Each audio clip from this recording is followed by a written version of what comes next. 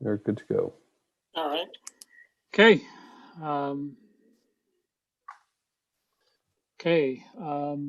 Thanks for joining. Pursuant to Governor Baker's March 12th, 2020 order suspending certain provisions of the open meeting law and the Governor's March 15th, 2020 order imposing strict limitation on the number of people that may gather in one place, this meeting of the Southborough Municipal Technology Committee will be conducted via remote participation to the greatest extent possible. Specific information and the general guidelines for remote participation by members of the public and or parties with a right and or requirement to attend this meeting can be found on the Town of Southborough's website at southboroughtown.com. For this meeting, members of the public who wish to watch or participate in the meeting may do so in the following by visiting southboroughtown.com/remote meetings. No in-person attendance of the members of the public will be permitted, but every effort will be made to ensure that the public can adequately access the proceedings in real time via technological means. Sorry, I have to laugh at that every time I hear it. In the event that we are unable to do so, despite best efforts, we will post on Southborough's website and YouTube an audio or video recording, transcript, or other comprehensive record of proceedings as soon as possible after the meeting.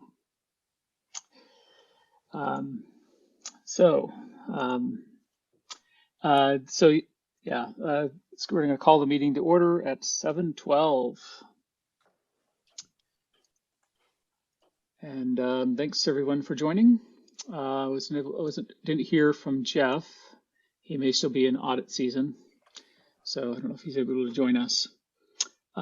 First thing on the agenda Matt, is, yeah. Sorry, just because Will does not have his video on, it will not show up on YouTube, so a verbal attendance would be good. Okay. Do we need verbal attendance from everybody, or just Will? It would be good to just do it, just so it's on the record. Okay. For everybody, is that right? Yes. Okay. So I'm Matt Probst. I'm on. Larry?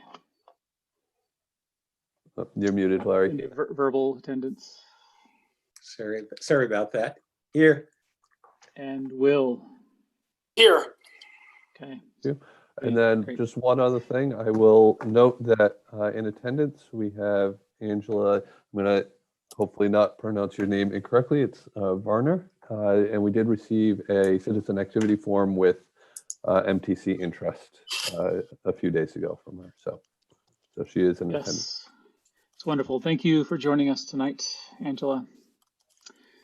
And by the way, if you ever have any comments on anything or so forth, yeah, we can't hear you right now. I think you need to type it in the chat, and if you want, we can. If you raise your hand, we can always promote you up to be able to speak at some point too. Yeah. So you can see what you're chatting, but if you also raise your hand, we can also promote you up to speak as well. Yeah. Great. So let me share my screen. Walk through the agenda. So on the agenda tonight, one of the key sections, we've invited Chief Achilles from the fire department to join us and basically walk through, just as we did previously with the library and rec, basically see how things are going for the fire department. He is first, though. There's a meeting right now of the Board of Selectmen, and he's presenting at 7 p.m. at the Board of Selectmen. So he's going to be joining us immediately after the Board of Selectmen, his meeting there. So we'll basically squeeze him in whenever he joins us and immediately jump to his topic. Tom, would you mind granting me screen share privileges? Oh, yes. Sorry about that.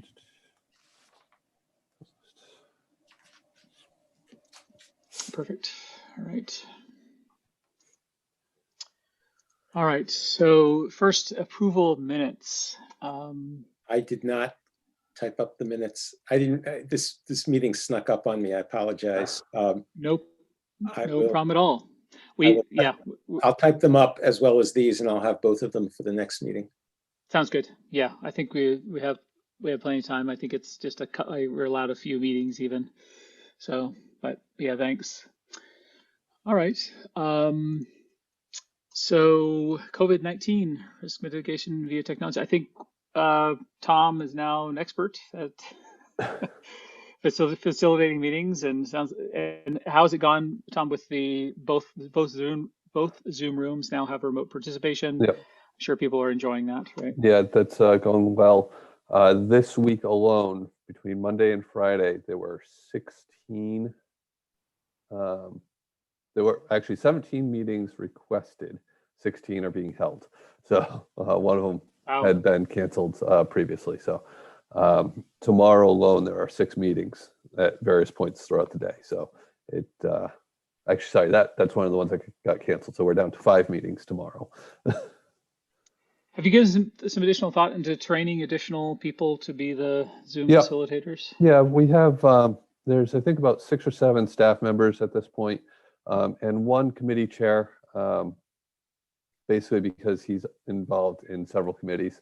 I'm not looking to really give that power out. I say power, give that capability out.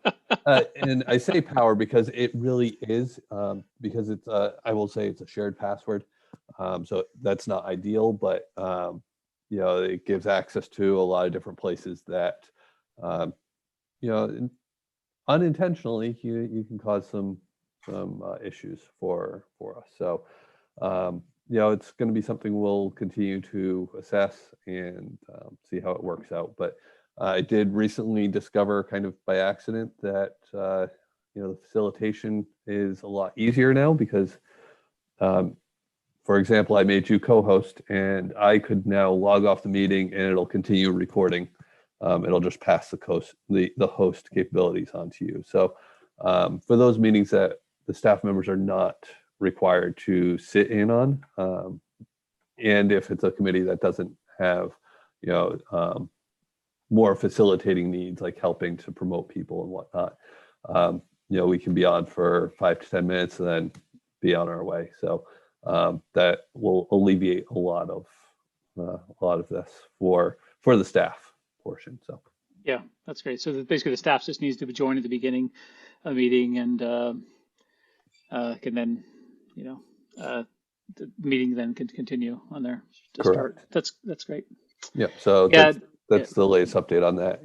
We're continuing to fine tune the process, and like I said, it's a busy week, but we haven't run into too much of someone can't hold a meeting because there's no space available. So that's good.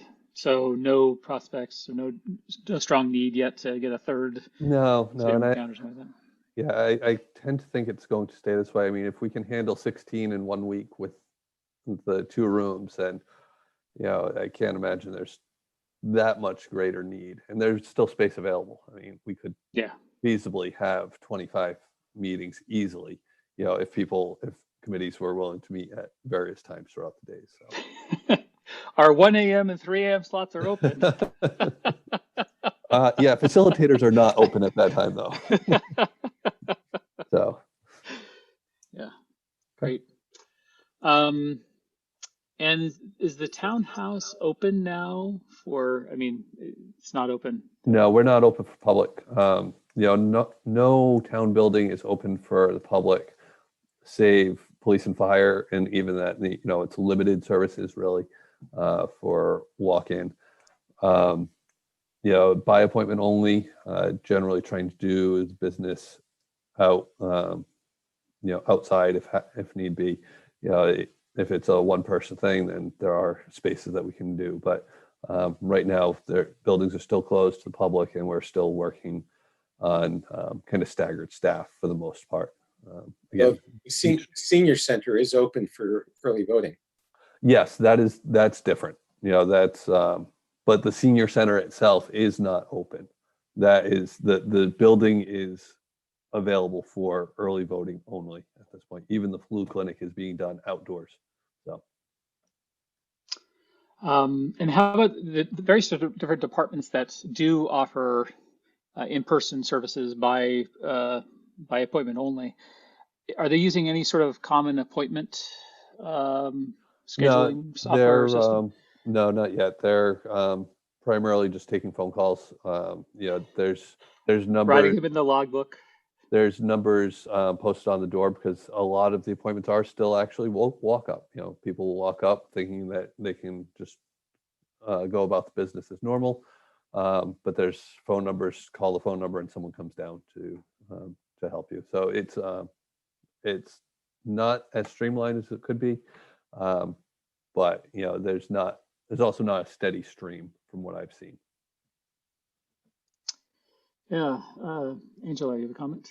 Or Just a question for Tom. Is the Zoom focus the main thing that the town's looking at for COVID-19, or are there any other technologies like electronic door openers or anything that are being investigated?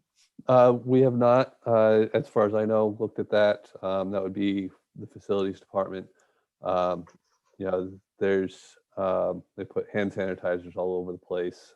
The wall-mounted sanitizer stations. You know, updated cleanings, things like that. But from the technology standpoint, it's really been Zoom meetings, and then remote work capabilities that I was able to get into place pretty quickly. Great, thank you. Welcome. yeah, before this, I think there's still a lot of, correct me if I'm wrong, Tom, but there's still a lot of pressure on or usage of desktops, et cetera, and people wouldn't do very much remote work. But Tom has fairly quickly switched over to laptop. And in fact, do you still have some loaner laptops that? Yeah, and actually the loaner inventory is increased now because I was able to swap out some of those desktops for laptops this year. So primary users are fully enabled right now. I have a couple more people that I can enable at this point. How's VPN working out? Have anybody had any issues? Not that I've seen. You know, I get alerts when people type their password in wrong, and basically, if I see two in a row, then I reach out to them and ask them if that was actually them. So the system emails you or sends you Yeah. alert if The people... firewall sends me an alert of a failed login attempt. You know, initially I would do it on the first login, and I said, well, you know, if it's one fail, you know, I don't need to make them feel bad that they fat fingered a password, because I know I do it myself. So have you gotten spammed yet with some bots attempting to log into somebody's account? no, actually, luckily, knock on wood. But that's really the impetus for it. That, you know, that just gives that extra opening. So I want to make sure that we're on top of it. That's awesome. Okay, anything else on the COVID, like things that we've changed due to COVID or the town? No. Is that pretty much it? Okay. All right. Let's go to updates on status technology school administration. So just as an FYI,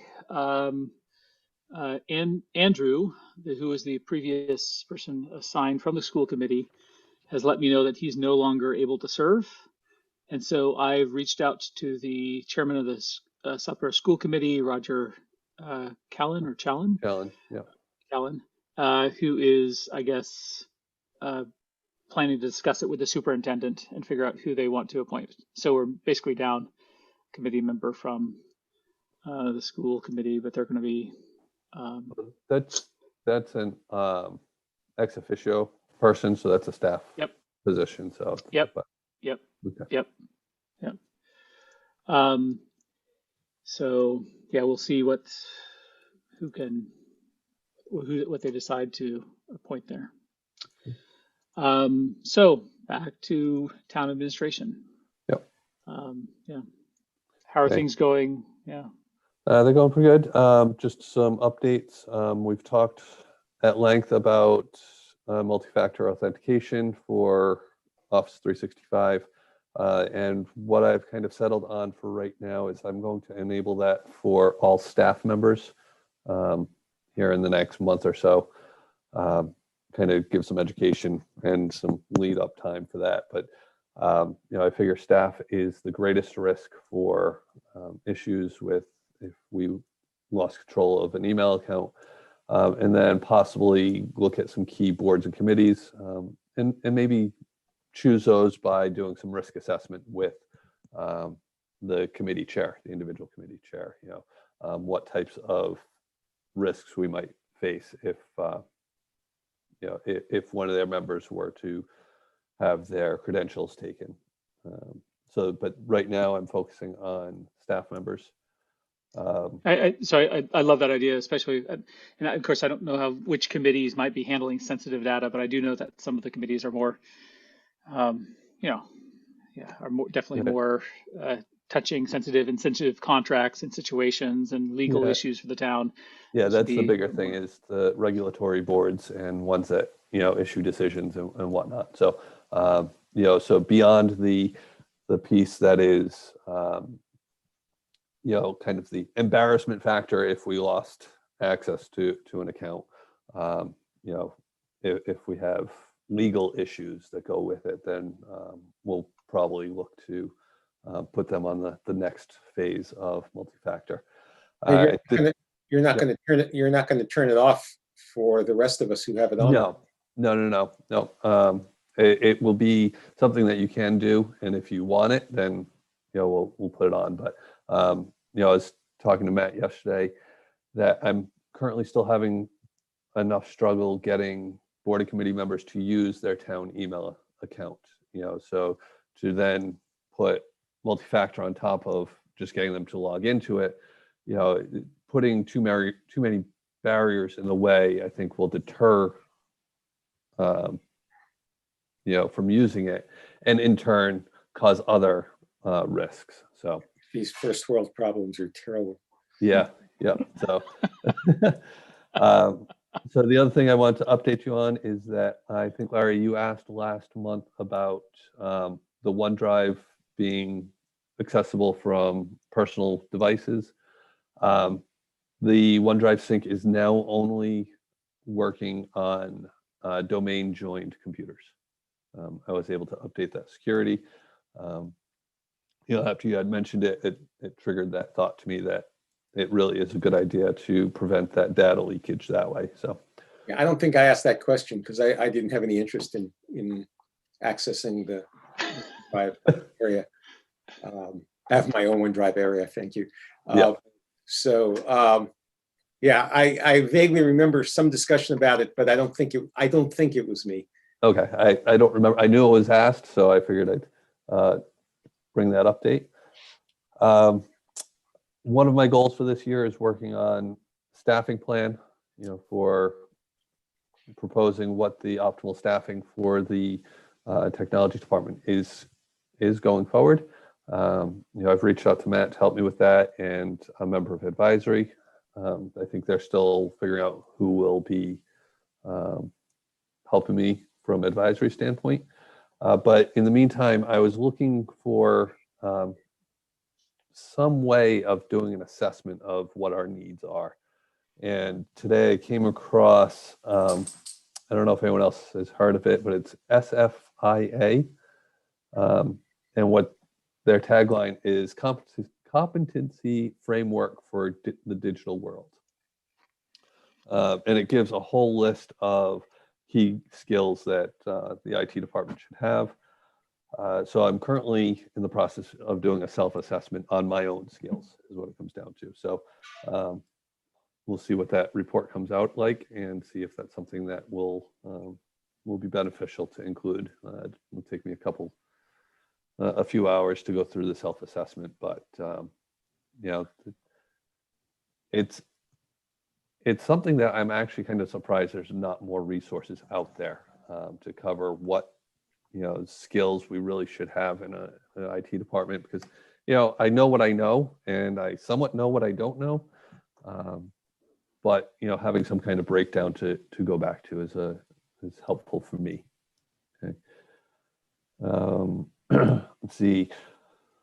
Fiber project, we're still waiting on the permit process to cross Route 9. I just reached out to the vendor again today to see if I can get an update. And then finally, remind me on that part, that cyber project, the fiber project, meaning for some reason, so we're not, we have not yet crossed Route 9 to get down to the to DPW, correct?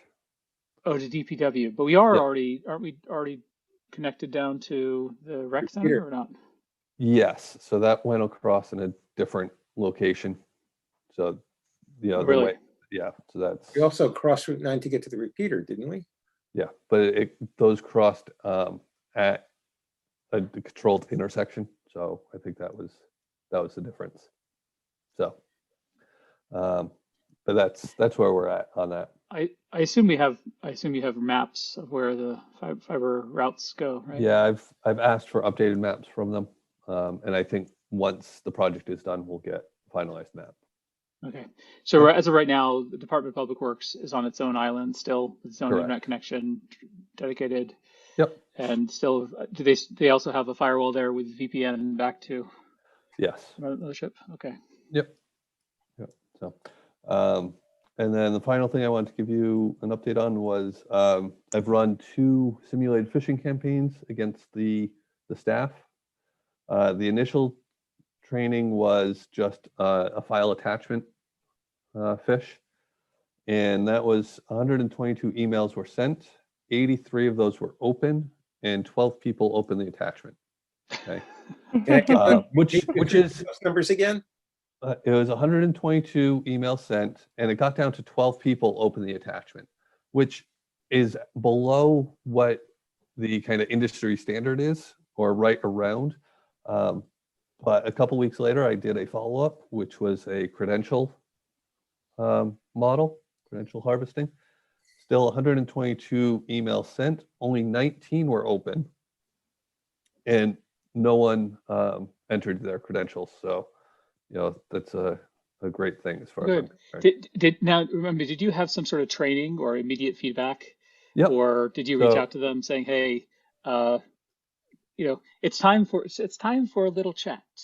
Yeah, no, it basically the system that I'm using, if you're quote unquote caught, it automatically enrolls you in 2 to 5 minute training of, hey, here's what you should be looking for. And and the trainings they're a little corny.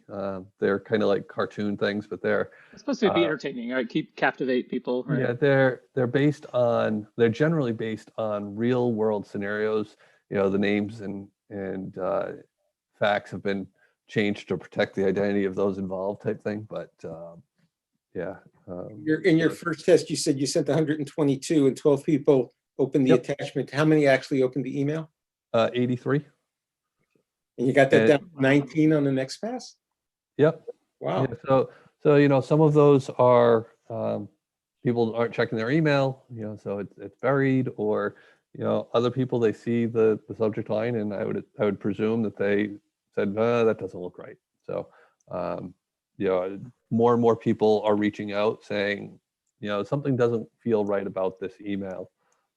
And I've basically just been continuing to push on if it doesn't feel right, check it out.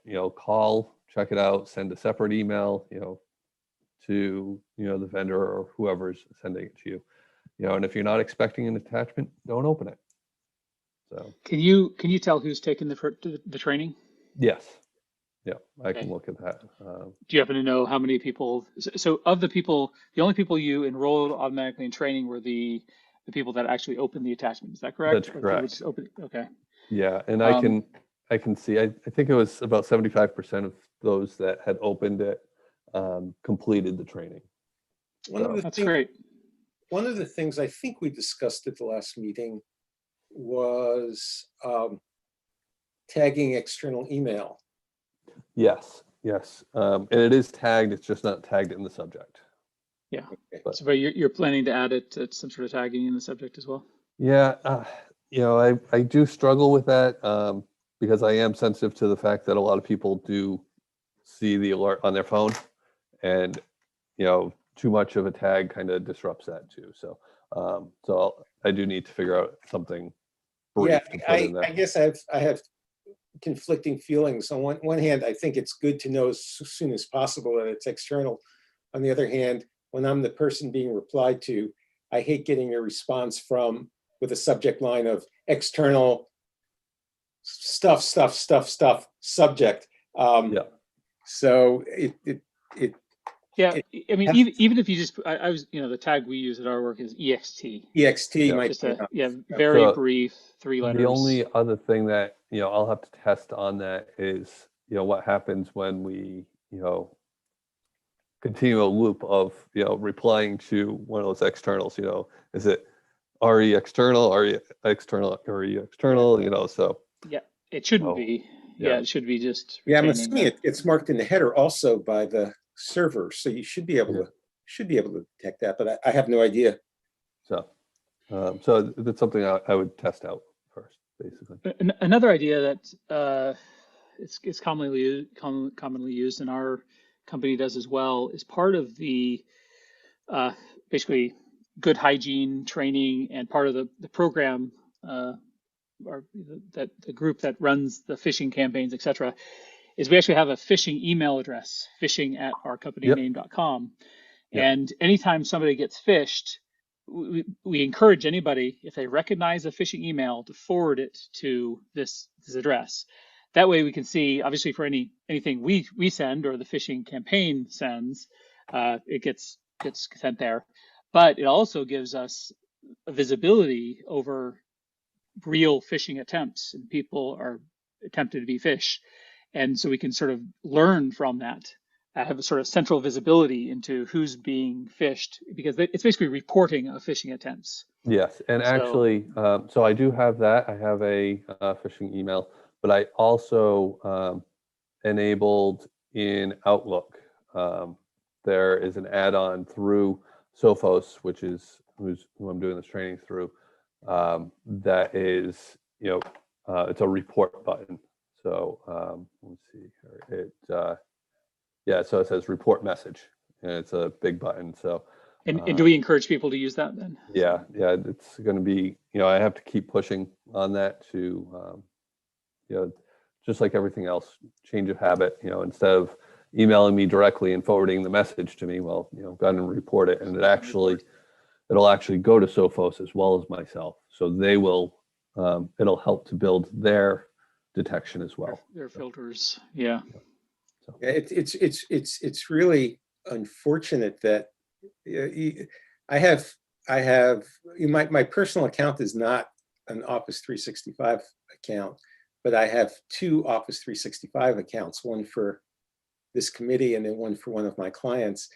And the number of phishing attempts that I get are exclusively to the Office 365 email addresses. My personal email address, I almost never get a phishing attempt. So people are clearly attacking Office 365 accounts more than Just out of curiosity, are you seeing those a lot on your Southborough email? Actually, lately it's mostly been on the other one. Okay. I have seen a few on the Southborough email, and I think I've sent 1 or 2 of them to you a long time ago, not recently. Yeah, and I always try to tell people that the spam filter is good, but no matter how many layers of security we put in there, something's going to get through, or the other side is nothing's going to get through, and we're going to have to release individual messages the whole time. So. Yeah, but now that you pointed out, I don't think any of the ones that I've gotten in the last month have been on the MTC account. So Good. That's good. Glad to hear that. Hey, in order to forward an email, don't you have to open it?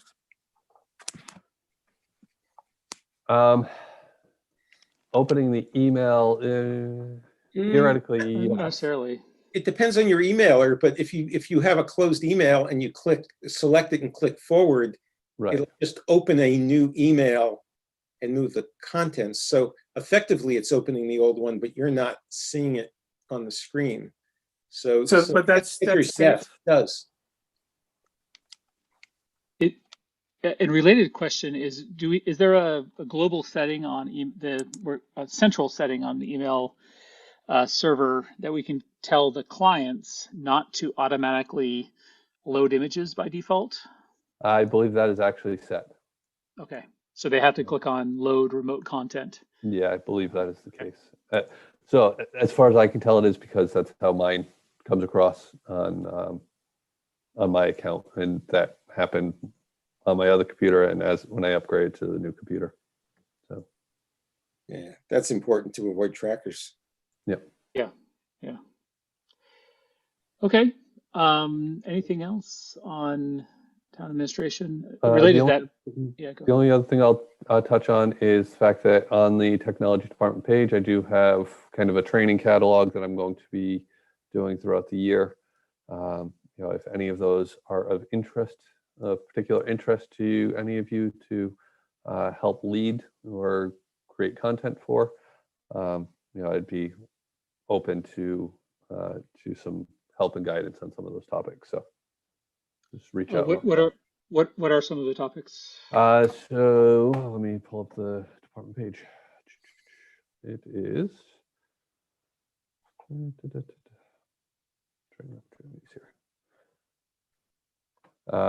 So I've already done managing the department websites, the short telephone system, information security, avoiding phishing and internet hygiene, maximizing the use of the town email. That's actually going to be more broad and kind of reviewing some of the features that we have available to us through our licensing. Public records request system, permitting, Excel, PowerPoint, things like that. Okay. By the way, how is the public records request system going? That's going pretty good. It's a relatively new system, right? Yeah. It's we put it in place last year. And we extended it this year, is that right? I know first year we got some sort of grant to help out with it, right? And then we've continued it. It's been helpful to track deadlines and whatnot. So okay.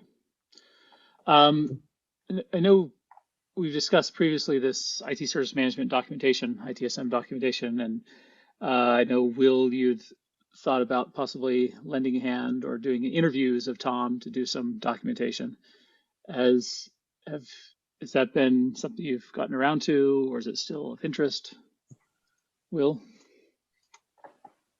Unfortunately, I haven't gotten around to it. I've been sort of buried by some other things. I'm getting my plate cleaner, so I'll try and start getting in on that.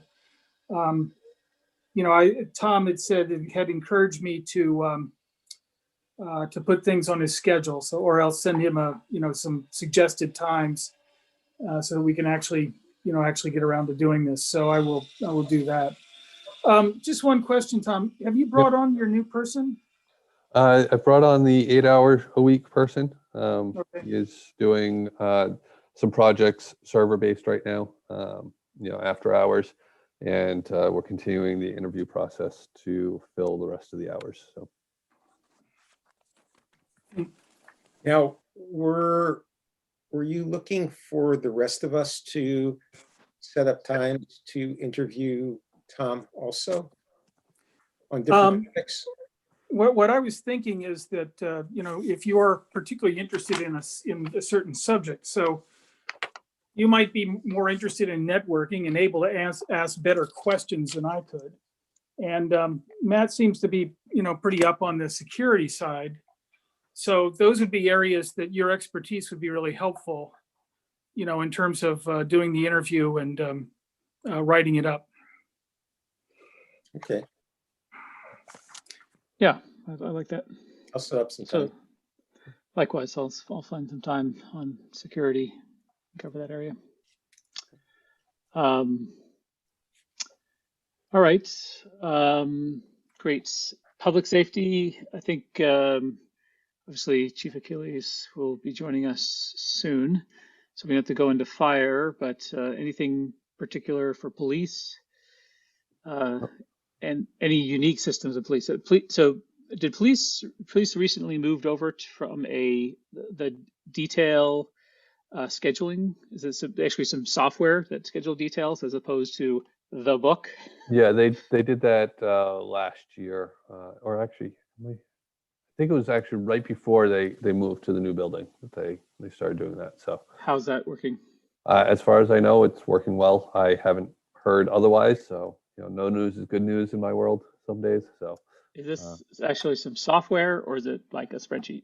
it's a hosted solution Okay. that officers can log into and whatnot. So Oh, sorry, that's the other update I will give is that as I'm preparing my FY22 budget, I'm actually scheduling time with each department to just see if they have initiatives that I need to be accounting for, because it is a fairly tight budget season where we're looking at pretty close numbers. So, if there's something that I need to account for, I need to know about it now. I won't have the quote unquote slush capability. I've always budgeted pretty tight, but I try to find savings where I can. So, and on that note, we are using the new budget software for building the budget, and the MTC budget is under my username. I can enter that in, so I'll sit down with you at some point and Sounds put that good. together. The proposal. Okay. Yep. Okay. So I don't know if they sent you the schedule or not, but if not, I can get that to you. The dates that they Yeah, want everything submitted in. So Yeah, by when? yeah, so I'll get that to you. Yeah, if you after give the me a meeting schedule, today. I haven't seen anything, but Okay. I don't think. Hey, Matt, I'm sorry, Tom, on the Americans with Disability Act Committee, there's an issue heating up about whether or not we're going to put sidewalks in from 85 up to the public safety building.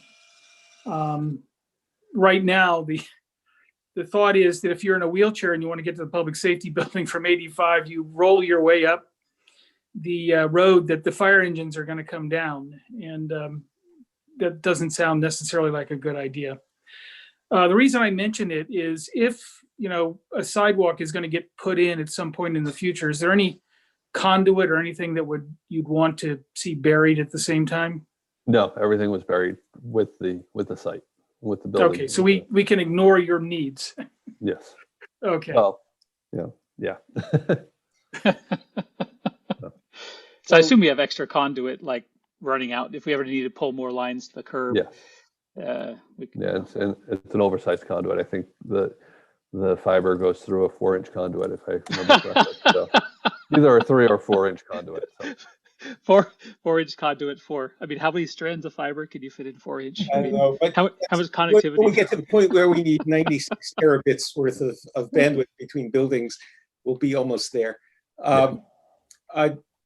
So in terms of the budget issues in general, over the course of the 2+ years that we've been doing this, we've sort of, it's mostly the work that you've done, but we've picked off a lot of the low-hanging fruit. We've gotten the fiber run, we've eliminated virtually all of the excess internet accounts, except maybe DPW. We have moved an awful lot of the locally hosted services into the cloud. I wouldn't say that.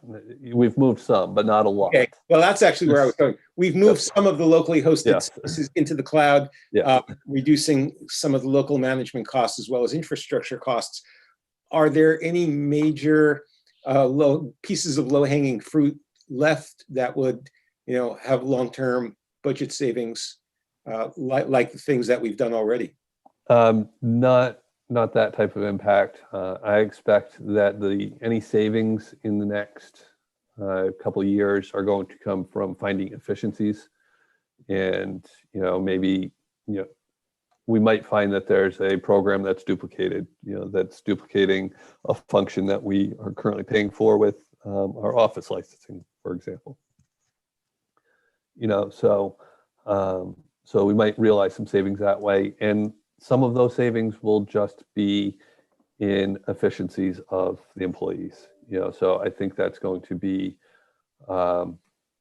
that's going to be one of my big focuses in FY22 is trying to maximize the usage of the systems we have. And whether that's more training, whether that's spending time and reconfiguring things, it's going to be. I think that'll be the big projects. Now, this isn't an IT problem specifically, but as long as you've brought up the concept of efficiency, because it is a technology problem, what what do you believe the state of the world is in terms of energy efficiency within the town facilities, in terms of lights, in terms of HVAC?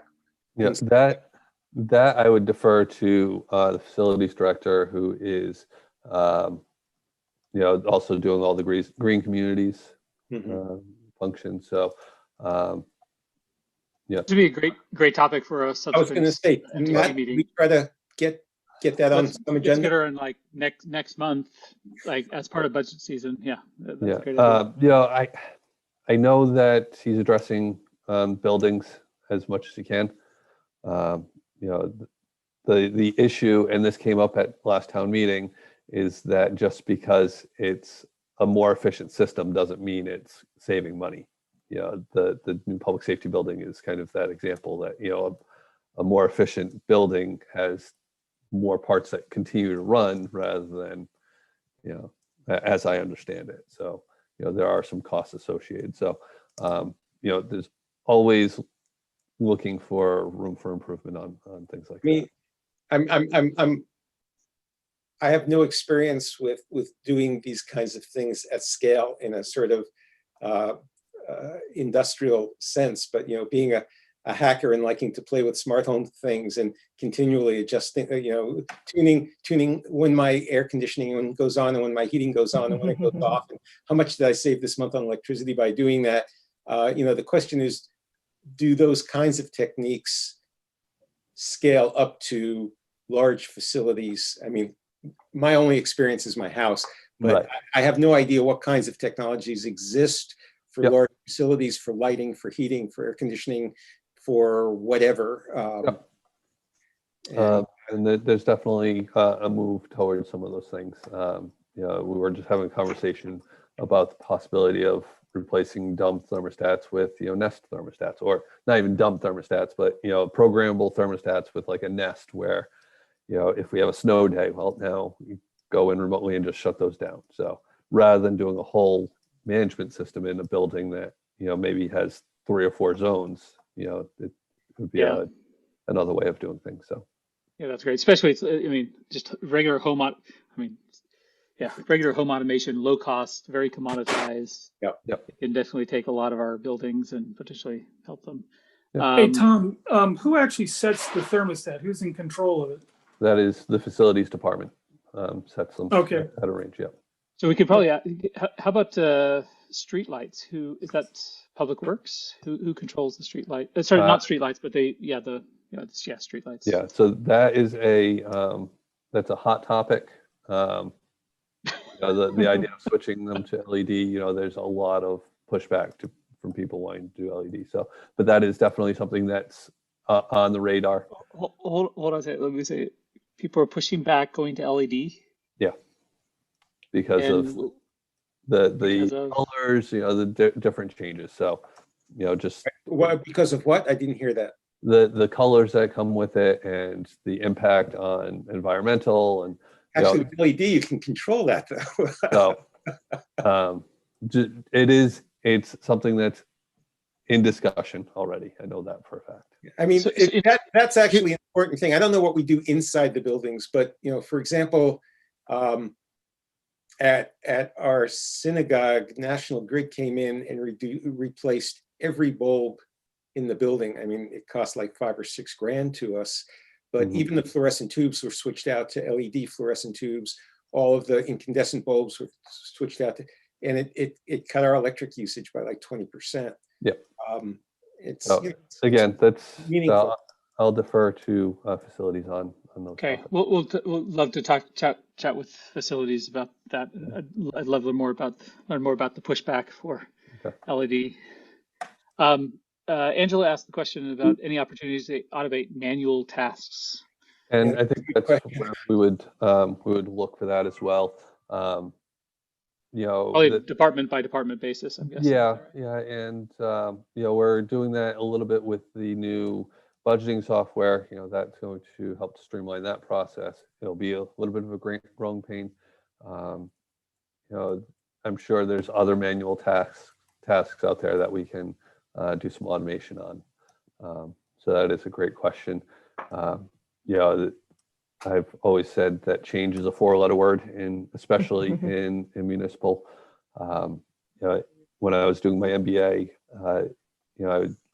one of my papers I wrote, I specifically said, the answer you get a lot when you ask the question of why do you do it this way is because that's how we've always done it. And getting past that because we've done it this way, it leads to some of those potential automations or efficiencies, in my experience. So Yep, those are the conversations we'll have probably next year. Remind me to tell you the gorilla story after the meeting is adjourned. This is the gorilla experiment. Yes. Yeah, the YouTube video seeing. Yeah. No, not that one. This is a different one. Oh, different one. Right. Not the basketball. Yeah, that was a good one. The basketball. Okay. So let's see here. Let's move on to past Chief Achilles. Hopefully he'll still join us after he's done. I just sent him a message. Yeah, he may still be over in that meeting. Who knows? I don't know what he was discussing over there. So yeah. EV charging stations. So I'd heard rumor that some towns had put in a grant and were able to get a grant for installing charging stations for electric vehicles. So I spoke to, again, facilities director on this. This is going to be in his purview, basically. He has looked into it. Part of the issue is the space we have available, to take a space at townhouse or a space at the library to be able to put those in may not be ideal. So it is something that's on his radar, and he's looking at some options. And that generally, as far as I understand, has come from the Green Communities type grant. And, he's putting a lot of other things in front of that. So, it'd be a lot different if we had the potential of an electric fleet of municipal vehicles, but to dedicate that space for, Joe Smith to pull up and charge is, part of the issue. Well, I mean, the question, if it's given by grants and if it's a benefit to citizens, even if we don't maintain a municipal fleet, it still would be a benefit. And I can't see it taking necessarily anything more than just a regular parking spot, right? But if you go to townhouse on a normal day, when the world is right side up, even one spot is a challenge to give up, and same thing at library some days. So, it's something that it's on the radar. It's just not a top priority at the moment. So, because there's other efficiencies again that need to be addressed. So.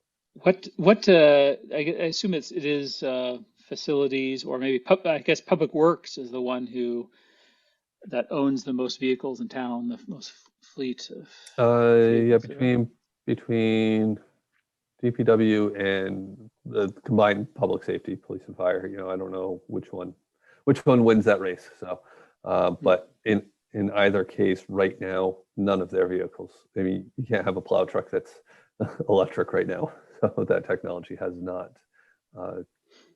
achieved that power yet. So, yeah. Though I have heard of some towns starting to experiment with police cars that are electric. You can get pretty decent acceleration out of those things. The acceleration is not the issue from my understanding. It's actually the crash test and the durability of the vehicles that is the issue. Not that they are planning to crash a cruiser, but the idea that they might have to use it for pick maneuver or whatever they call it. I know there's some concerns with that, and then I would also have concerns with the amount of equipment that they put into the vehicle. So the technology I think still needs to come a long ways before it's going to be a mainstream, true cruisers being electric vehicles, in my opinion. So interesting. Yeah, because obviously I don't think you have the range problem because you're not going very far. But right. Right. Well, that's Except they something. do put several hundred pounds of equipment into, once you put the light bar and the radios and, Yeah. Yeah. prisoner containment and all that, it does add up quickly. So, Yeah. Okay. Well, that may be a good discussion for the police chief when we have him on. yeah, I know he's Um, interested. He's expressed interest in experimenting with it, but that's also an expense to deal with for an experiment. Yeah. So, Yeah. Okay. Cyber resiliency plan. I know that's Yeah. something it's probably still in draft. And honestly, it's going to be ongoing. Building it's going to be ongoing, and maintaining it is going to be ongoing, right? Yeah, I need to make it a priority and get it in front of the town manager, town administrator, as a priority again, so we can get the planning team in place. Because again, yesterday it's too late to have this in place. So it's definitely something that's on the radar, and it will be brought very quickly to the front here. Sounds good. And as we've discussed in previous meetings, you've already put in, trying to put in place the technologies and things that provide coverage of the key components of that, such as very durable, write once, read many backups, so you also can restore, etc. Right? Yeah, and those are now, I think I told you last time that they are on-site and off-site. They are cloud as well, encrypted end-to-end as well. So.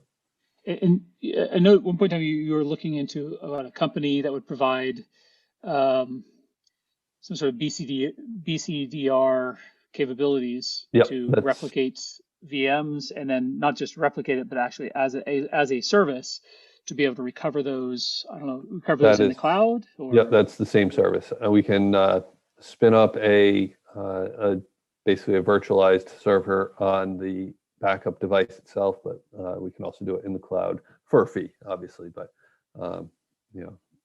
we do have that capability, and then we'll also have hopefully some backup equipment if my capital plan goes through of replacing the server infrastructure. So we'll have some backup equipment that we could restore a backup to ourselves locally. So, I mean, have we in any way prioritized the level of severity of various events? I mean, what's the most severe event that could happen to you right now that would, basically cause the greatest amount of grief, and what are you doing to protect against that? Yeah, so that's working down that list in that order.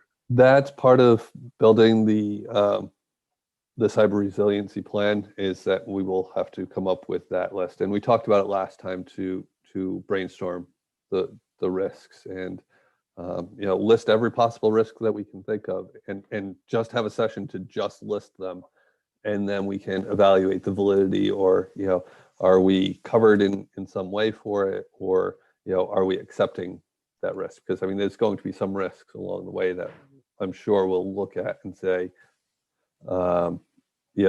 okay, that is so far down the road that, okay, we'll accept the risk of that right now, But there are clearly some that are more common. I mean, for example, let's say a ransomware attack, and the question is, what is our mitigation process?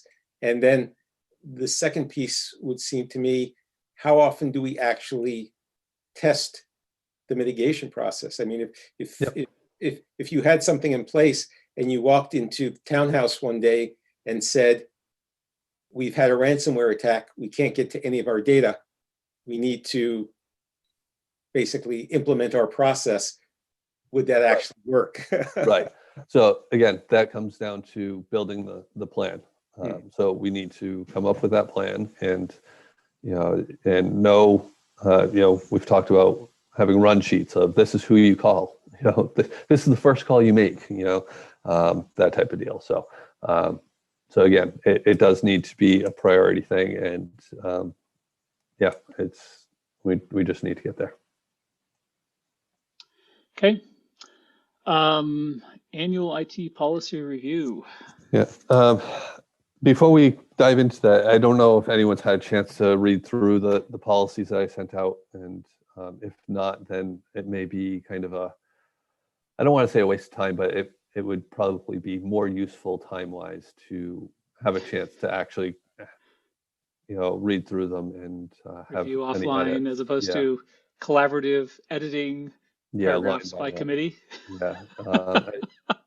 I know that we can go down a rabbit hole very quickly. This was just brought to my attention that we hadn't done it in a couple of years, and each policy does have a line in that we would review them here. I apologize. I saw the subject that said it's like policy review for MTC meeting, and I assumed it was just a set of things that we were going to review at the meeting, so I didn't even open the email. But I will. I thought it was a phishing attempt, so I didn't. Yeah. So I will review them. I'm happy to go through them one by one tonight, or like I said, we can kick it down the road a little bit. And it's been a couple of years. What's another month at this point? And even if we wanted to take one up each meeting, and dive into it, I'm okay with that. The one other thing I'll say on it is that one of the policies refers to an information security policy, which I must admit that I must have copied the text from another policy for another community, and I don't think we have an official information security policy. So I am working on that as well, and I should have that for you to review by the next meeting. Great. Okay. All right, let's move on then. Strategic technology plan. This is something that we need to dust off, and I have not had a chance to dust it off recently, but I think it's still wise if we work towards, what are the metrics we're trying to drive towards as a town, and basically track and report on those. And the strategic technology plan should be like, how do we move the needle on those metrics? So I don't have anything for tonight per se on that, or any proposed changes from the previous metrics, but I'd love to get everybody's review, including Angela, if you have some time to review over the plan, and perhaps in future meetings we can discuss. And the next topic is part of that, right? The technology surveys. Yes. So this is basically surveys related to that. Is basically, what are the metrics? The plan itself will have various metrics in it. Some of the metrics we can gather just on ourselves, right? I mean, honestly, Tom is the source of a lot of these metrics, like cost optimizations, number of internet connections. There's a lot of security metrics are internally sourced. But there's definitely some metrics that should be and must be, by definition, should be collected by from the citizens themselves, like how they're experiencing from a user experience standpoint, what their user journeys are like when they interact with the town with respect to technology, whether good experience, bad experience, and those are things we should be reporting on and working on optimizing. So yeah, the goal is to use surveys or build out townwide services combined survey, and have a technology portion of that, so we can report on at least we'll report on the technology portion of that, but we can definitely make use of and leverage and combine forces with the various departments in the town of becoming a data-driven town. And to be data-driven, we need the data in the first place. So identifying what data we need to collect, collecting it, and then making informed decisions thereof. Just as a FYI, sorry, I did just check in on the selectmen's meeting, and it looks like Chief Achilles is still tied up with going. Yeah. Okay. So I don't know if they got We'll a late start on that or what the deal is. So that's fine. Thanks for checking in Yeah. with that. So I started. So yeah, two things. Well, So for the next step on that survey, I have not yet built out a draft of the survey or the questions we would ask, and I'm not prepared tonight, unfortunately, with those questions. But by next meeting, I'll commit.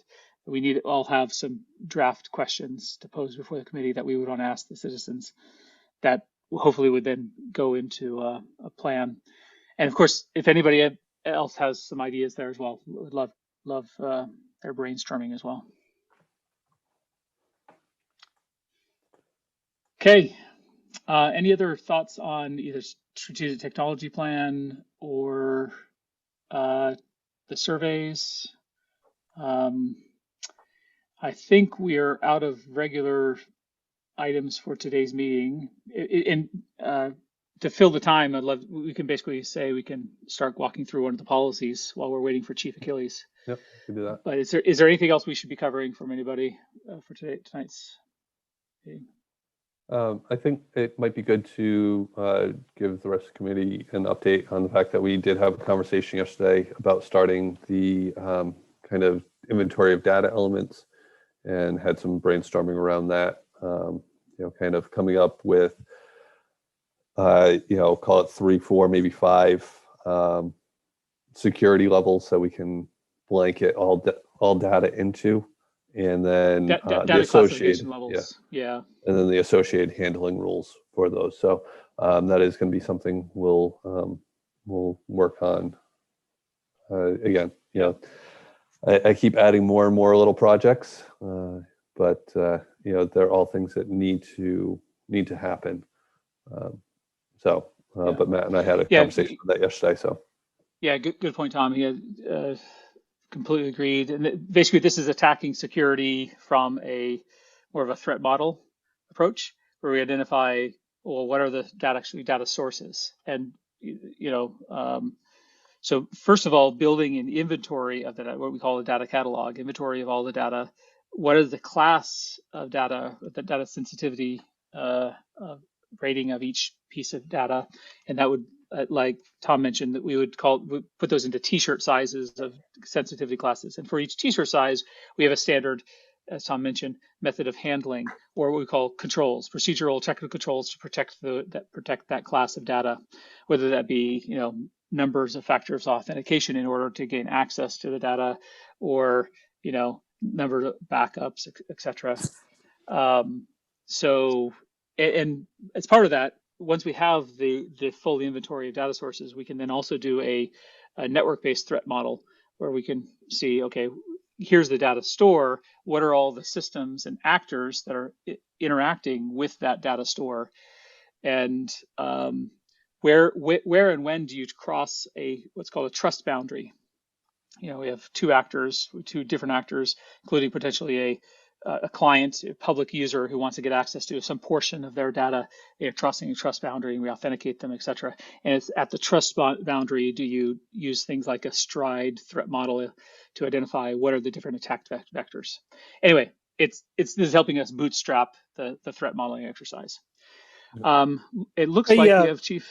Yeah, go ahead. Oh, is the chief here? Yeah, yes. Okay, let's go on. Okay, Chief, thank you for joining us. I know you've had a long meeting before this, but appreciate your time tonight. Thank you, and I'm just making sure you can hear me. Yes. Thank you, and I apologize. It seems like a rocky road how we got to get to a meeting, but I appreciate the opportunity. Often people, Tom will know this, that our department is, it's critical that we use technology. That's what's moving us forward. And with Tom's assistance and some members that are very interested in opportunities to improve our services through technology, we've embraced a number of programs that we use that I'm willing to talk a little bit about what we're doing currently, and then where we'd like to head in the future, if that works for you folks. That sounds great. Yeah. Okay. Some of the areas that, of course, most of our medical equipment now is highly technology, Bluetooth, web-based. Even our cardiac monitors are now talking to our phones, or talking to other biomedical equipment, where a lot of that we can capture and either send into the hospital, we can send into a report for later on for medical review. And in that move, that's also migrates into our record keeping. We basically keep medical records and robust RMSs on how we do things, what we do. So as we move forward, we're trying to build those and make those more reliable. One of our recent moves is, some of you may know that AT&T, you might see these ads for FirstNet. It's cellular and data driven, where first responders get priority. They've moved up in a band. And Matt, I think I sent you a link to the AT&T FirstNet if you want to share with folks. But basically, it gives us a more reliable, prioritized network, not only for phones during emergencies like the marathon or a large scale incident or a bombing or a fire, but also prioritize. We have priority over data. So we've moved a lot of our tablets in our medical devices to this AT&T FirstNet, and it doesn't cost any more than regular Verizon, but it's dedicated to first responders. So that's something we initiated this year, and Tom was able to provide some feedback on that. But by the way, mind if we ask questions as you go?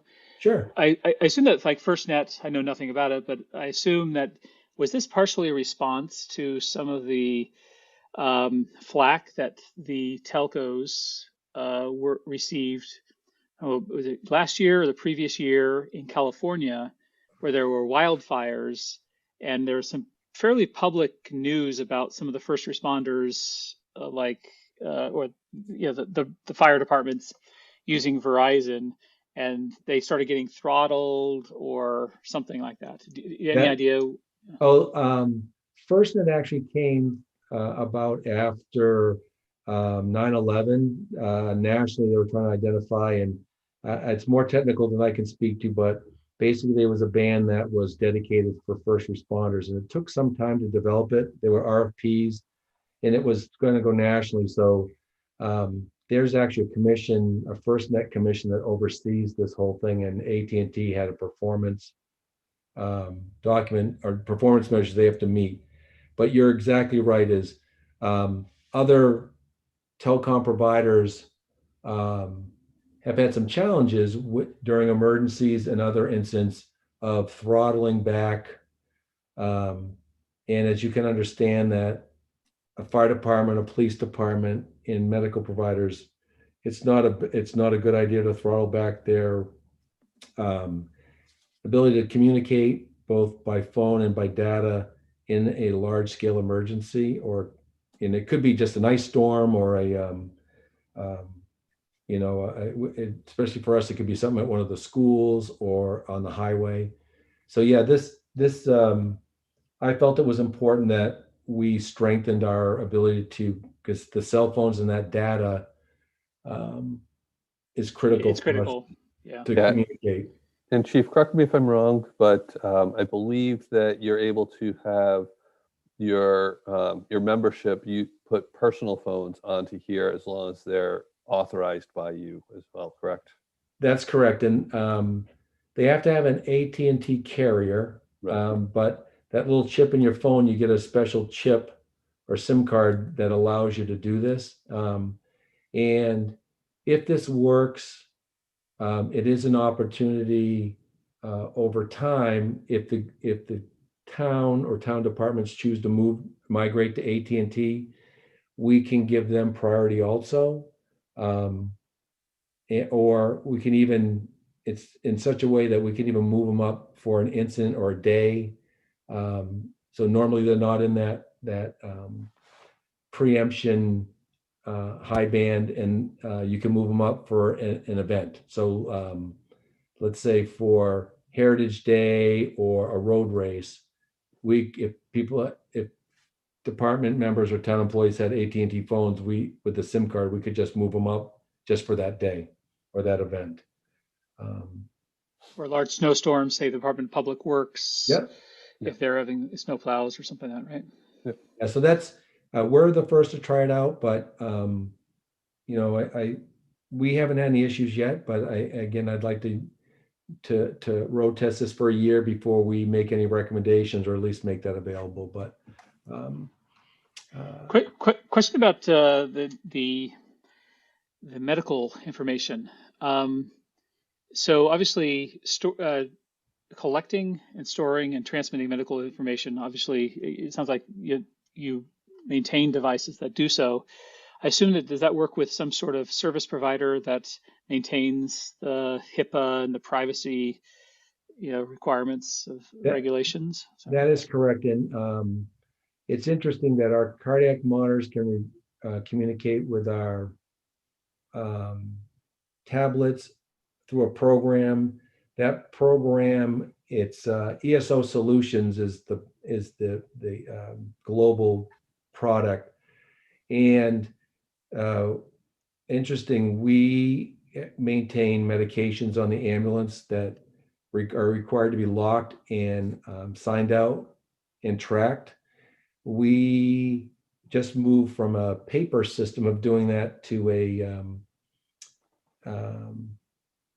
a secure box that's Wi-Fi enabled and provides an automatic log and tracking system, but that will also communicate with our records management system. So it also becomes an inventory management monitoring device.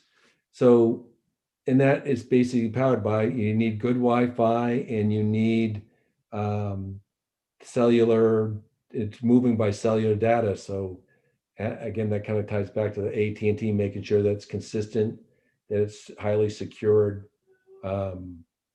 So it's like everybody else, a lot of our stuff is becoming interdependent on each other. Often it's not really, I guess it would be technology, our records management system. You see this graphic here. When I first got here, the EMS was separate from the fire. Now we're starting to put those two together. We've spent money to put those two programs together on the same platform. And eventually, some hospitals, we can share our information with the hospital. So there are some hospitals in the area that do support this as well. Right. And our billing company has access and can grab that information also. So, and you can see all the things and one of the things we're embarking on now is, you can see on the fire, it says properties. We are actually starting to go out into the field and do pre-plans of, our goal is every property in the town, so that we know not only where it's located, which is kind of obvious by the street address, but it will also hopefully be GPS identified. We'll know certain features and hazards in fire protection systems, even in a house, like where's the closest hydrant? Does it have a garage? Does it have a third floor? Does it have a propane tank? It has a propane tank, underground tank. Yeah. So this is a program initiative that we're launching through the prevention office, that hopefully it's kind of in its beta test right now. We're starting to load the data and load the properties. We're going to start working with planning to see what we can grab from their databases to start populating it. And all of these are designed that we can be more efficient and effective when we arrive.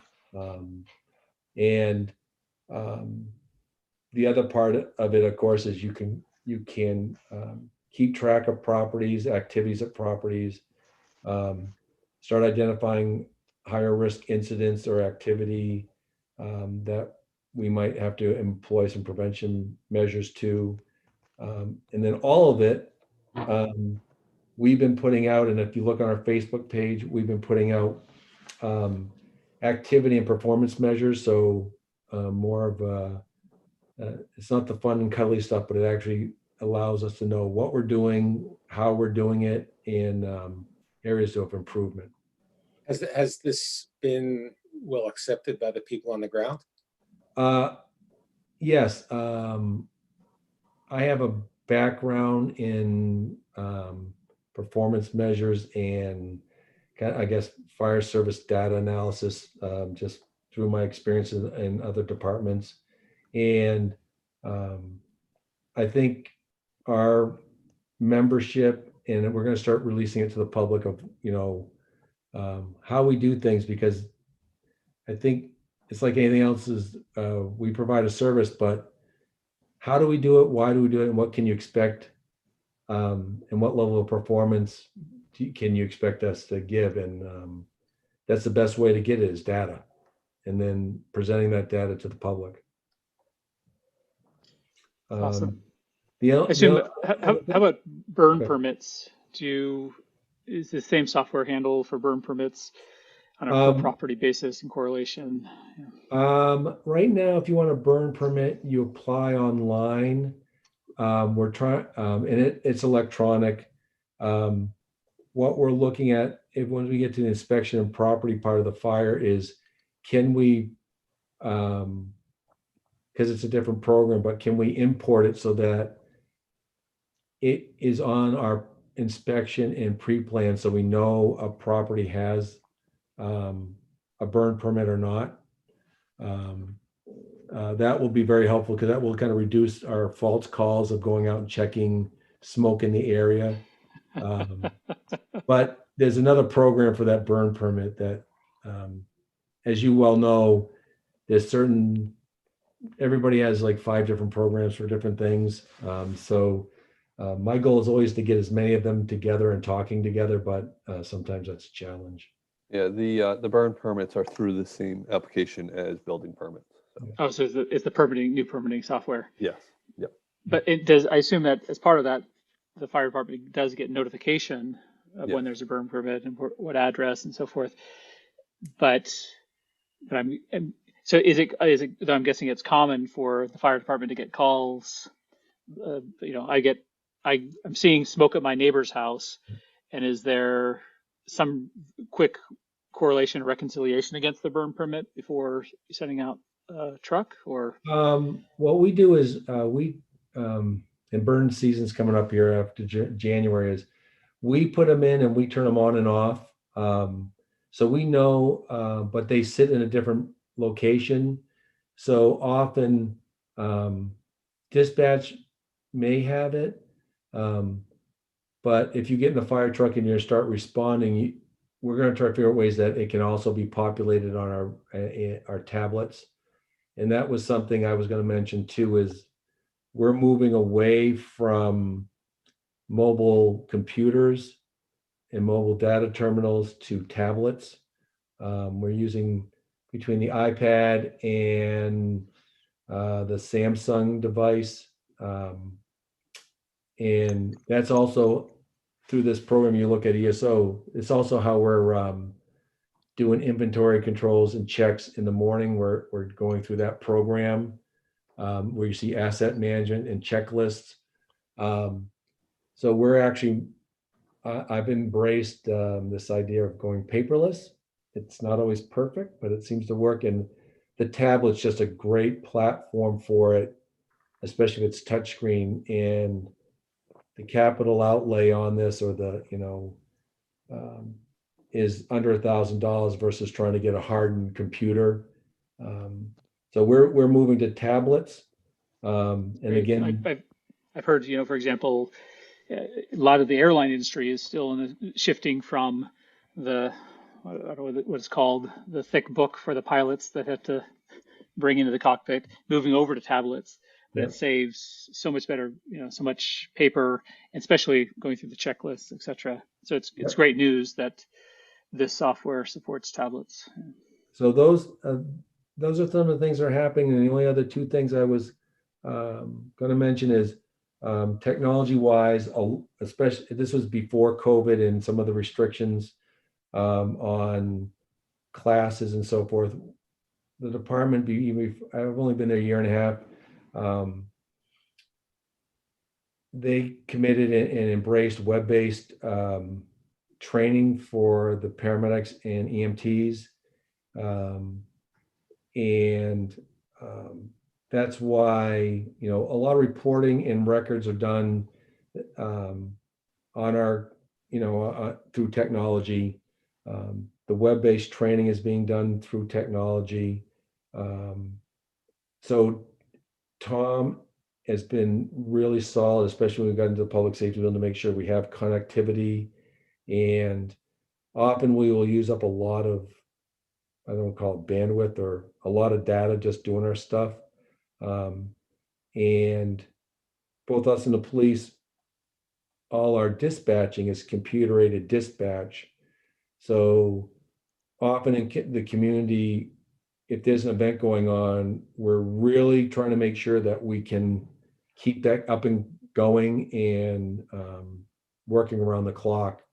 So I know we put Tom to the test a couple times just to make sure we weren't down for any length of time. We have some, even our station alerting is tied in. I wish it was the same program as our CAD program. That may come eventually, but they talk to each other. But it's often if one thing goes down, many things go down. So keeping them up and running, we put a high priority on that, and that's why often we're trying to do better, but we'll often advocate for that connectivity, reliability, and equipment that's appropriate. So that's been going on. I assume in the new building, most of the kinks have been worked out technology-wise in terms of like dead spots for Wi-Fi, all that stuff. Are there any residual or continued thorns in your side around technology of the new building, Chief? I think so. And Tom can speak to it. Most of our issues, I would say Tom has not had to be in the building in quite a long time for an emerging issue. Great. I'm going to be there all day tomorrow now. And on my Oh yeah. okay, now that you said it. But we're doing better, and I think the building also houses our EOC, and Tom's worked diligently in communications and the ability to communicate and operate out of that, what's known as a training room now, but would be the Emergency Operations Center with our Lieutenant Aspesi. So I guess I'll before I transition to kind of what I think is coming up is most people don't think the fire department is technology driven, but a lot of our stuff is, and I'm very comfortable with it. I'm not an expert, but and we have a number of people in our workforce that are very comfortable with it and are moving. I'm not the majority of people not kicking, dragging their feet, moving forward, which is good. And That's great. You'll probably see us continue that path. I think that's what's going to be important. And that leads me just real quick. I know you sent something from to me from 9 Technologies that will transform the fire service. Probably 3 years ago, I was in a conference in Dallas, sitting in on a presentation that was talking a lot about this. And we're not quite there yet, but things that I see emerging for us in the next 2 to 5 years. Every firefighter needs to wear a self-contained breathing apparatus in a fire or a hazardous condition. The next generation we're looking at, if we can get a grant, or it might be through capital, is telemetry through that, where you can communicate with the pack, which in essence communicates with the firefighter and vice versa. They can tell you when they're low on air, and we can tell when they're low on air. Their heads-up display is coming out. Biotelemetry is going to be really important. The condition of our members. We haven't really figured it out yet, but there's a movement to, and we're supporting it in allowing people to get smartwatches.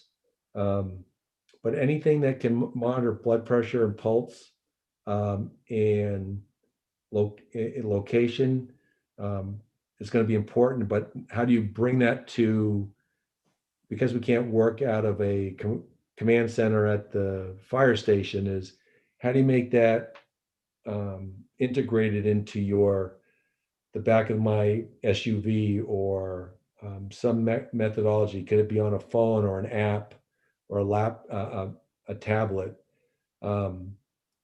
But that biotelemetry and that ability to talk or communicate, if you will, with the status of our firefighters and EMTs is going to be very important. We are already using thermal imaging cameras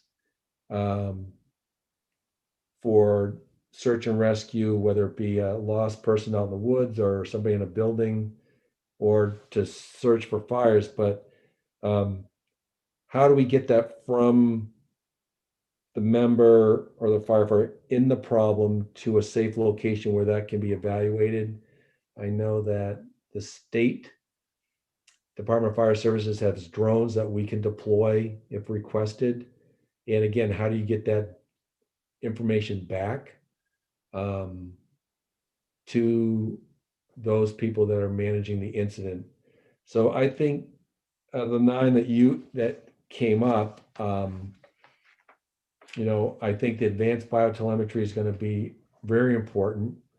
I think I don't see us autonomous vehicles per se, because our vehicles are designed to do certain things, and they're very big, and it needs people to run them.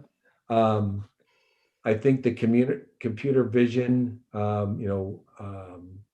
where are they located with this thermal imaging, and we really haven't cracked the nut of, at least for the public or public sector, of we can figure out that you're at a spot by GPS, but we don't know how high or low you are.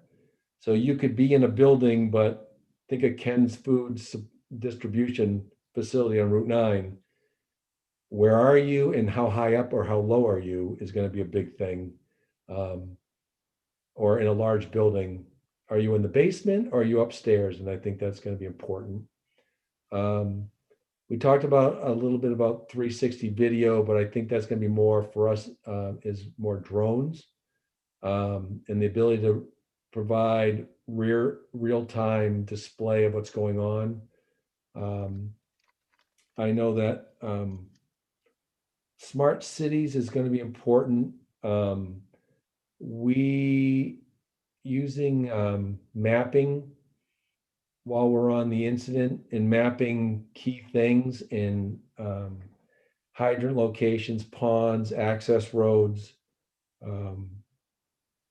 That's going to be that technology in the back of not a fire truck, but the mobile command post, or like I said, I have a expedition, is to have that available. Often you need that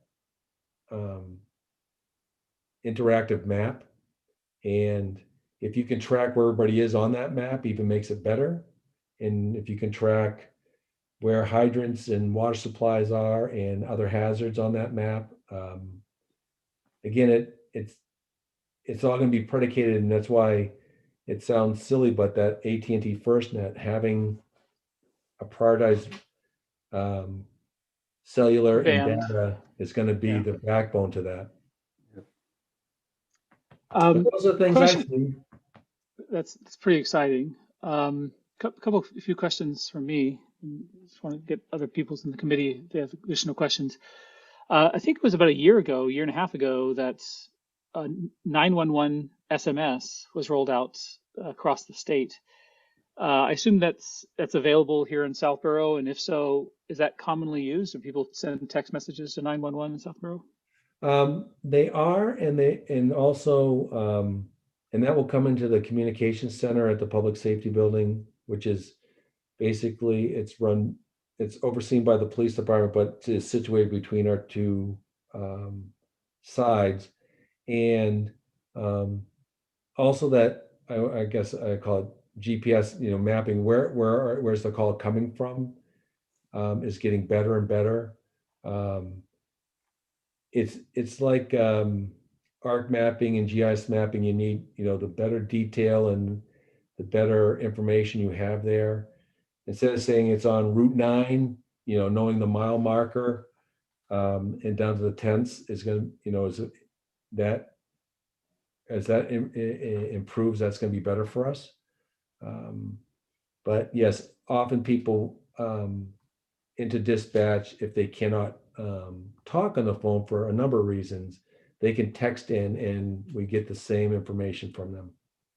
Okay, the same location tag and so forth. Sorry. Yep. Are you in any way dependent on 5G coming along? I know this has come up previously, and I would say no, not currently. Right. Most of our stuff is on 4G right now. 5G provides, as the system grows, and we some of the technology I talked about might be dependent on 5G, but right now, if somebody said, and I've heard it before, we need 5G today, and I would say we don't, but I would be misleading if I said we would never need it. And I think if you look at these, these 9 things to watch, I think that you're gonna need that to just the size and of the Yeah, it's the bandwidth. It all comes down to bandwidth. So once you get into the augmented reality or 3D 360-degree imagery, right, streaming that real time, or from a drone, yeah, streaming live video, that's where you're going to need a lot of bandwidth. right. I also think it's going to, as 5G becomes more prevalent, applications are going to be built based on that bandwidth, similar to back when high-speed internet was first introduced. People said, "Oh, I'll never need that." Now, could you ever imagine trying to load a simple web page on a dial-up connection? I think that's kind of where we're going to end up. Who needs more than 640K of RAM? I think Yeah. the Bill Gates, right? Yeah. One thing about 5G, my understanding is that there are various levels of 5G. It's not all millimeter wave. Right. And so, the amount of bandwidth you get is actually going to depend on, what they've actually deployed in your area. The millimeter wave requires a lot of antennas, and I would imagine that's only going to be in very densely populated places. Yeah, most of right. the implementations are sort of more mundane frequency bands, like 1200 megahertz and 1800 megahertz and things like that. So yeah, I think millimeter wave 5G is going to sort of be few and far between for a while. So that will definitely limit bandwidth. But there are other really important attributes, although they might not be relevant. They're relevant to things like autonomous vehicles, but the low latency of 5G is critical for a number of applications.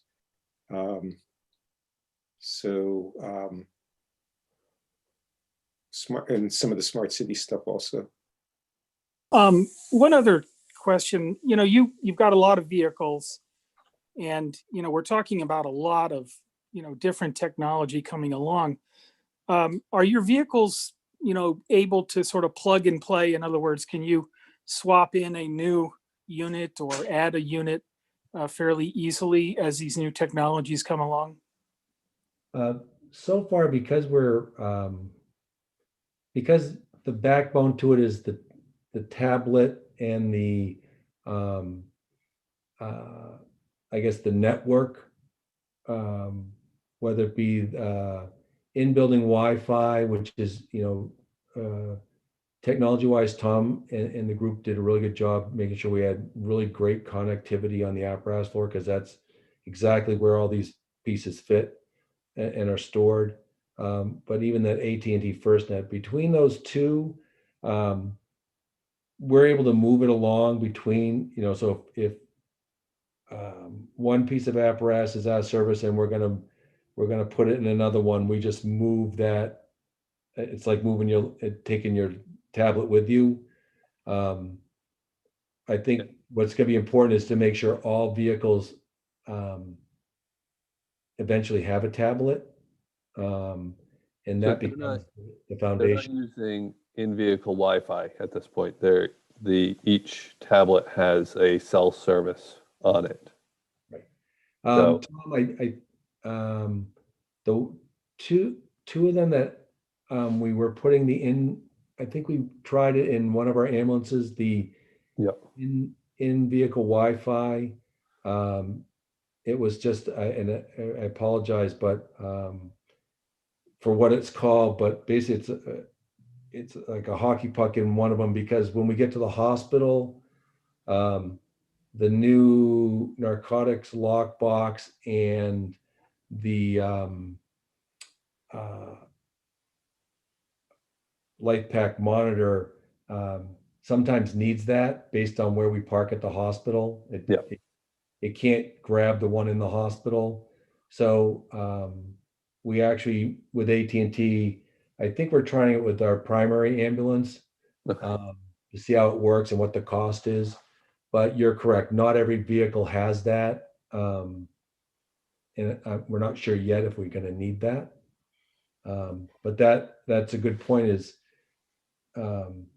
most vehicles don't come with that installed, that we would have to do an aftermarket, and it would probably live on that currently on AT&T if that was the case.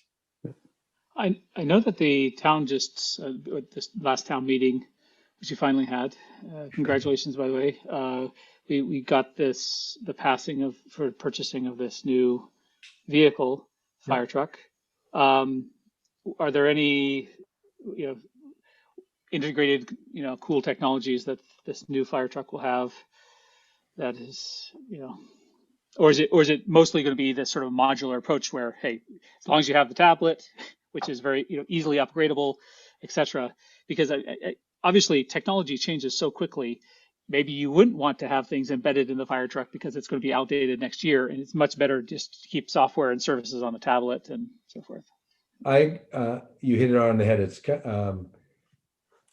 some of us have the age that we remember when we used to buy our components for our audio at home, where if one thing broke, you could take it apart and bring, plug and play another thing. Yeah. And because technology changes and most of the apparatus we're keeping between 15 and 25 years, it's better to do exactly what you said, is change the platform and move it around modularly than have it built in. We used to look for even just GPS being built into a fire truck, and now it's almost better to have it on the iPad or the tablet, bigger screen, and you can do more with it. It keeps itself up to date and all that stuff. Yeah. But I can tell you that most of these vehicles now, like anything, you can have software that tells you the status of the maintenance and the condition of the mechanical components. That's going to continue. We even have most of them have what they call onboard computers that can control things and manage things that you can plug in to find out what's going on with the truck. But that's typically specific to the truck, and it doesn't talk to these other programs. Is there anything like a statewide Overwatch, which is sort of keeping tabs across different fire stations, or is it more of just a mesh, fire stations locally connecting with one another? Yeah, there's not, the only thing that's probably connected statewide is the reporting system, but everybody has whether it's EMS or fire, may have a different software that product that they use, but it all has to talk to the state. The state basically grabs our EMS reports, and that's according to Mass General Law and rules, and so isn't our fire, and that data also will get pushed to the federal government. And a lot of decisions statewide, regionally, and nationally are based on that aggregate data of what's going on. And there's certain data sets that all of them have to have. There's a national data set for emergency medical data and reporting, and also for fire data. It's called, the fire one is the National Fire Incident Reporting System. So what we would code something here is universal across the country. And you really can't, and these, like this ESO, this product will adhere to that template and that requirement. But as far as other technologies, a lot of it's starting to come from the National Fire Protection Association. That's more of a standardized benchmarking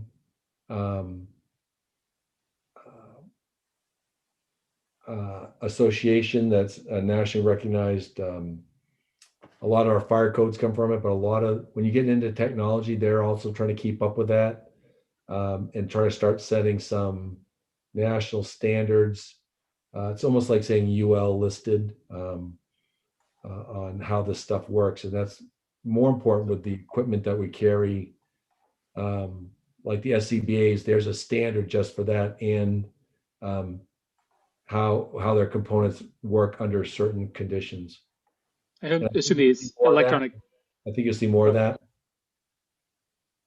Sorry. Yeah, I assume that the electronic health records, likewise, these are driven more towards standards that are out there. So exchanging between different vendors' software, you can, even if the hospital doesn't run the same ESO software, as long as they adhere to the standards of that exchange, it should be compatible.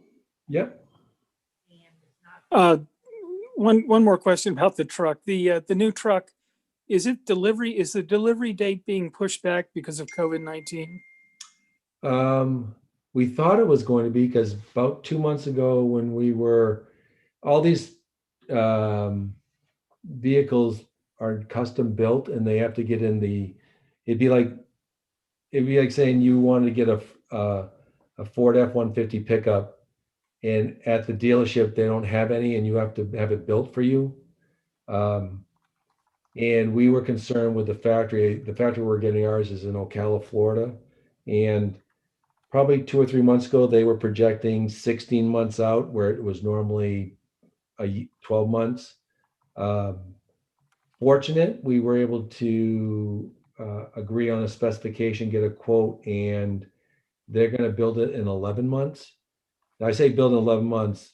It doesn't take that long, but you have to get it on the assembly line.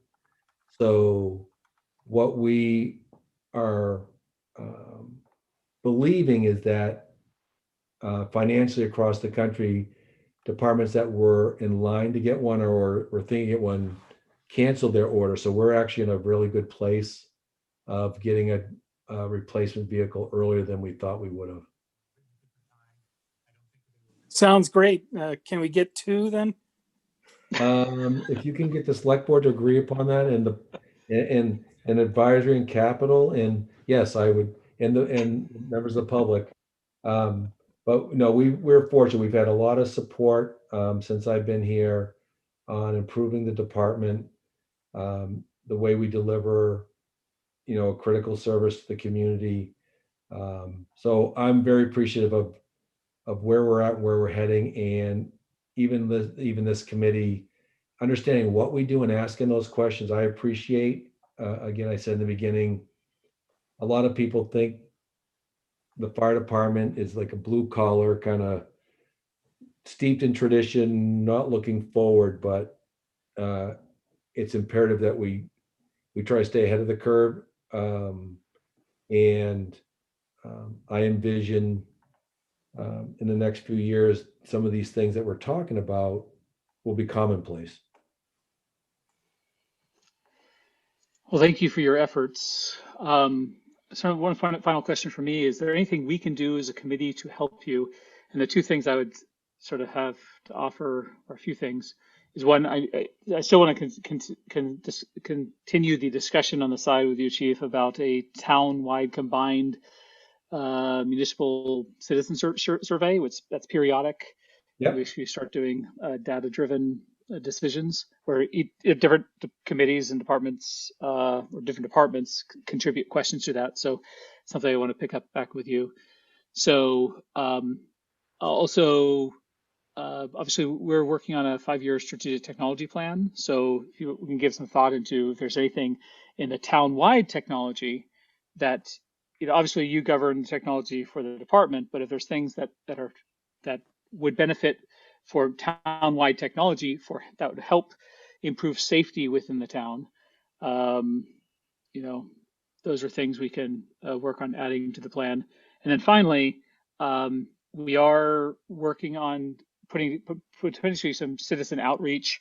We're putting together potentially some cyber hygiene training courses for citizens. Just as sort of a put together some classes. Obviously, virtual right now.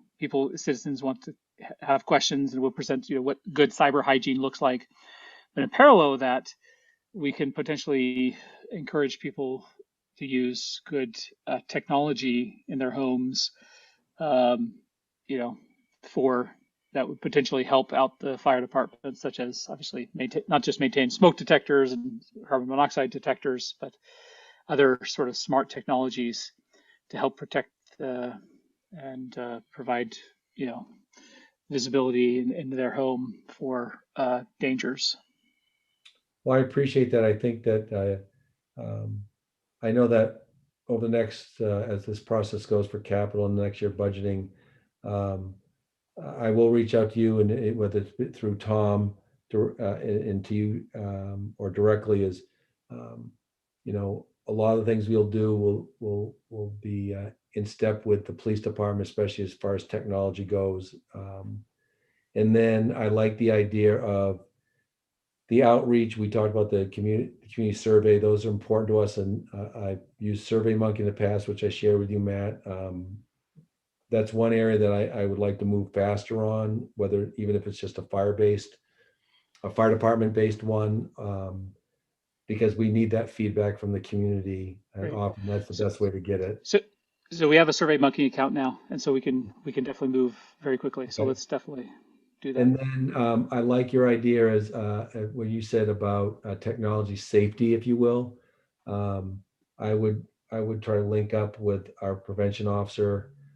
Sometimes the technology helps us, which we could look at the things that maybe people could employ. But also, unfortunately, as I hope none of you know, but sometimes our technology catches on fire because we leave it plugged never in, happens. That lithium ion thing, that's a hoax. Yeah. And so, things, even that safety surrounding those things, so that any technology we use helps us and doesn't cause hazards. We would be more than interested in partnering up with the group to move that forward. Great. Thanks. Okay, any final questions for the chief? If not, thank you, Chief. We greatly appreciate your time. You're welcome. I'm sorry I took up so much of it, but I appreciate you giving me some time this evening to talk to you guys. Yeah, and let us know. Feel free to reach out, and I'll circle back up with you later on a couple of these topics. But thank you for all of your service, especially. All right. Thank you, guys. Enjoy your night and be safe. Okay. Thanks, Chief.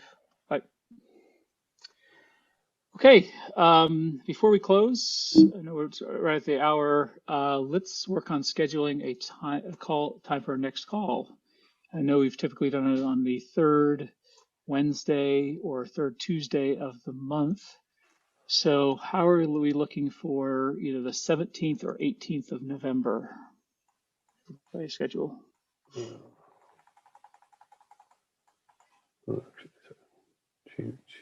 Also in the evening, 7 to 9.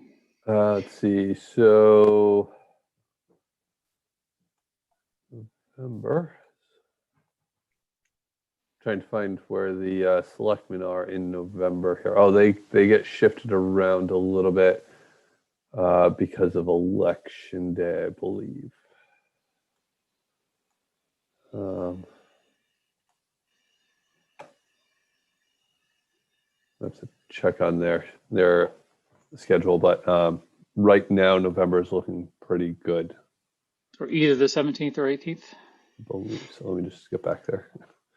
I think the master plan committee has a meeting on the 18th. Looks good for me, Matt. Both of them. Yeah, for me also, both of them. Angela, what's your schedule like? Angela said it was good on the 17th. Oh, 17th is good. Okay. Tuesday. Okay. So yeah, any concerns? Let's go ahead and moving with 17th from 7 to 9. Well, actually, she said the 18th is also good. Okay. So, yes. The one. All right, So- let's go with go ahead. Tom. So the only thing with Tuesday is I'm not seeing selectmen on the calendar at the moment. I need to figure out what's going on with that, but they do meet on Tuesdays. So as we progress through the budget season, that may become more of an issue where I may need to be at selectmen to respond to that. But you guys can continue without me. You still meet, yeah. So- Is there currently on the 18th the master plan committee, and Will, do you have to join that? Do you need to join that? Yeah, I would. I don't see that on my calendar yet. Yeah. I'm not sure when the November meeting is going to be. There's going to be one tomorrow night, but I don't know if that's been scheduled for November yet. I think there's maybe still inviting me. I used to serve on there, and I see one on November 18th from 7:30 to 9. But So I haven't gotten the meeting request to book the room, the official one anyway. So yeah. Okay, well, let's so target. If that's the case, then you won't be able to meet on Wednesday because there's another meeting. There's 2 other meetings actually already that night. So There already is 2 other meetings on the 18th. So we have some time booked in there. We have the Wednesday on the 18th already. That was our standing one, but Tuesday would be better as it looks right now for the calendar for those 2 rooms. All right, let's just go ahead and let's lock the 17th, 7 to 9. Yep. Okay. And worst case is if there's a board select meeting, we'll have to juggle your time, Tom. Yep. But go from there. Okay, I'll send the meeting invite and book the Zoom room. Okay. One quick thing. I was looking around, and as far as I can tell, Wellesley went to LED streetlights last year.